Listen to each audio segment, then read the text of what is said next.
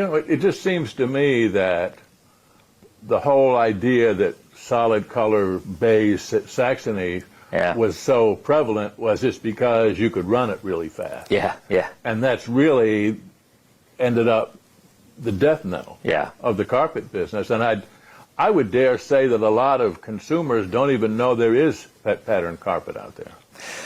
Could be, and that is true. I think part of our educational process of retailers is to get them to go to this display. In fact, the display here on my left, one thing that we have done this year rather, is we started a promotion called It Takes Two. So what we've offered the retail sales associate is a small gift if they give us 2 jobs, 2 small jobs off the fixture. And what that does is help retailers get comfortable showing and selling the product. Because again, consumers, a lot of times consumers only know what we're willing to sell them. Yeah. And that's why we've got to kind of open that up. And a lot of folks I hear when I travel, the consumers will say, oh, I didn't even know this was an option, to your point. I didn't even know this was in my price point. And again, when we open these type products up to that beige cut pile Saxony, I think that's what kind of helped us in the carpet category. I've been in a lot of retail stores where any pattern goods was sort of way in the back, and people rarely saw it unless they asked for it. Yeah. And to kind of use an old commercial, this is definitely not your grandfather's, or in this case your grandmother's pattern. We do everything from tone on tone to blending colorways to give it more depth. But the great thing about our product line is we do use a lot of tone on tone colors, so you'll get a very subtle pattern. So folks who say, well, maybe I don't really want to live on a pattern every day, that's not the case. We have some subtle textures that really give you a great look, but it's not something that's going to be in your face all the time. Yeah. The other thing that we do really well is we do utilize the same colorways throughout several patterns. So although I'm not asking everyone to go back to the 70s when you had sensory overload, you'd have a lime green and an orange in a room. What we do suggest is that you mix patterns in your home. You might have a more elegant pattern in the master bedroom and then a little more of a utilitarian type pattern in the kids' room, but keeping it in the same colorway. Well, you don't have to repaint, you don't have to change your furniture, but it gives your home some more depth because you've subtly changed the pattern. I guess that's the key, subtlety. Absolutely. In pattern, so as you mentioned, it's not really in your face. Absolutely, yep. What do you think long term? Do you think the soft surface pendulum is going to swing back the other way, basically because there's so much commercial, or there's so many good-looking patterns available? I think we'll probably settle out somewhere around a 50-50 spread. I think based on the innovation on the hard surface side of the business and the innovation on the soft surface side of the business, I think we're all going to continue to fight for that share. There might be some slight things that tend to push it one way or the other, like we see a lot of LVT in the marketplace right now. But I think as we go forward, it'll shake out probably close to where we're at today. You know, there are so many absolutely beautiful commercial products made in this country. Yeah. And I would think that if somebody on one of these home improvement programs would put that in a living room and did that several times, I bet you that would spark a major growth in that sector. That's just me. No, without question, the home improvement shows have definitely been a driver, certainly for hard surface. And, rugs are another aspect of our business. We do custom rugs on everything. So even if the whole house goes hard surface, we generally get a few cuts for rugs because, again, our product is so unique looking. But, yeah, that's a good point. I think if we can get some of these home improvement shows behind us, we can definitely probably swing some business through. Well, I guess that's easy enough to do if you can write enough checks, I suppose. Yeah. Talk about the rug business. I mean, beautiful patterns. I've seen a survey that people who buy hard surface within 3 or 4 months, I don't remember what exactly the time length, but in a short period are going to buy a rug to put on that. Absolutely, and that's something we are definitely benefiting from. Years ago, rugs were more of an heirloom business. You'd tend to pay a lot of money for a rug, or they'd even be passed down to you. With the machine-made rugs, obviously they're a lot more obtainable through retailers and big box stores. The thing we offer that's unique is the ability to custom make a rug, so you can cut around unique walls or fireplaces and make a unique rug out of our patterns, because we do have some very rug-like patterns. So it's been a good part of our business. And you fabricate the rugs yourself? Absolutely, absolutely. We'll take, if it's a standard size, a 6x9, 9x12, we have a program set up to where you can just order those. The retailers can, we've got a set pricing, you can order those. If it's a custom rug, there's a few more questions involved and kind of a layout, but we'll facilitate either one. I suspect that's a growing sector of this business. Absolutely, and it's a great way, to take advantage of the hard surface business. Like you mentioned, it's about 50% of the business. Yeah.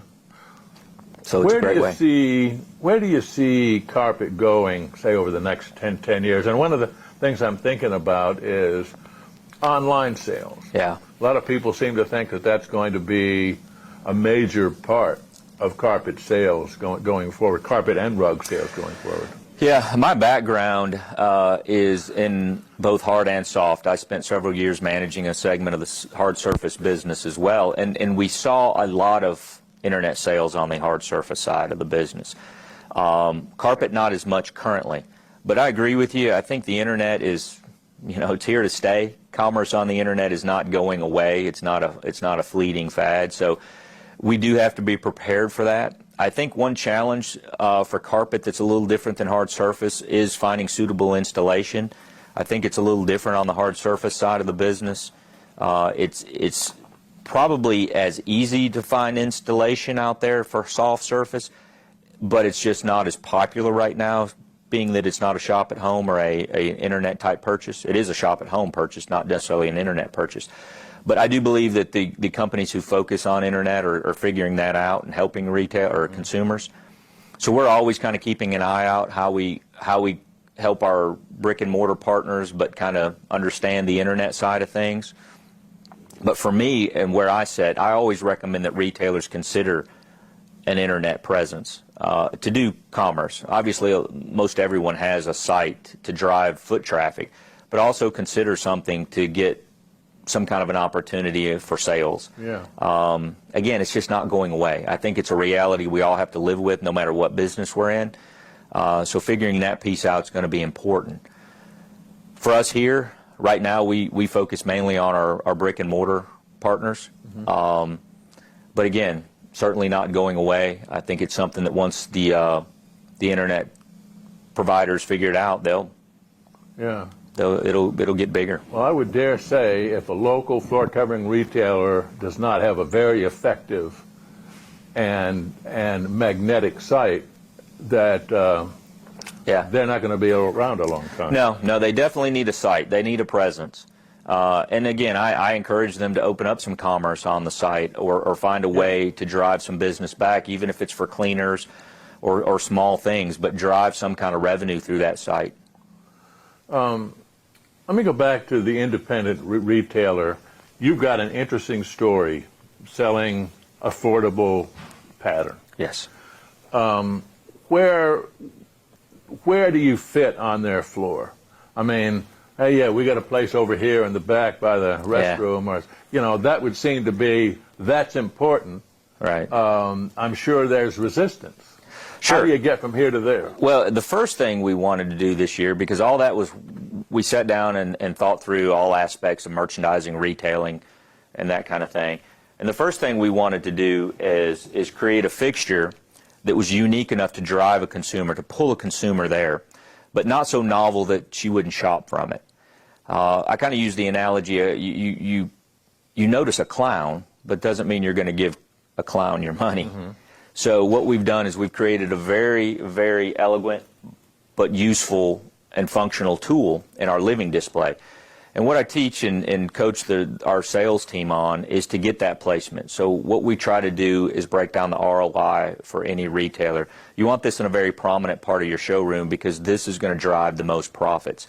Again, we go back to our competitive story where our competitors are certainly in every showroom. That's the problem. They're in every showroom.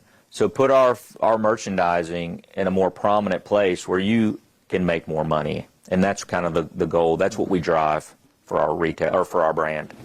Do you find that most retailers, I mean, it would seem to me the way to sell floor coverings, and again, I'll hasten to say I've never sold a square inch of floor covering as long as I've been in this industry. Do retailer and retail salespeople involve themselves in a conversation with a customer before they start showing product? I mean, it would seem like you almost would have to do that. Yeah. And I'm sure there's some resistance to that on the part of the consumer. Yeah, I think most do. I think certainly the good retailers do that. They'll qualify their customer. They'll understand what rooms they're looking for, what application the product's for, what their lifestyle's like. A lot of the retail jobs are still sold in the home. Usually the initial consultation or the initial meeting will be in a showroom or a retail store, and then a lot of times the job is closed in the consumer's home. And what that allows the retailer to do is understand the lifestyle of the consumer, maybe suggest things. But I do think it's important for people like companies like Lexmark to partner with retailers to understand the market conditions better together, to help each other understand consumers, and to train each other on the best aspects of selling product. For a retailer, it's a tough business. They're competing not just with the guy down the street, but they're competing with Best Buy and the Chevy dealership and all these different things that compete with that disposable income. So I think we all have to work together to help each other, understand the business. One thing I encourage our sales team to do is repeat best practices. Again, we're not in every store, so we can take different things from other markets. One of my guys might have a store in one segment of the state that's doing something very well, merchandising product very well. I encourage them to share that with non-competing markets, because that's how we all get better. We take ideas and we use them and we improve upon them. It sounds like your goals are really to have, I guess, fewer retailers, but retailers where you have a stronger relationship. Without question. We want to be important inside a market. And again, it's great to grow and it's great to get big. We have a lot of opportunity for growth out there because we're just underpenetrated. But what we don't want to do is compromise the partnerships that we've made. We want to make sure our retailers can continue to make money and that they have something that they can sell and stand behind.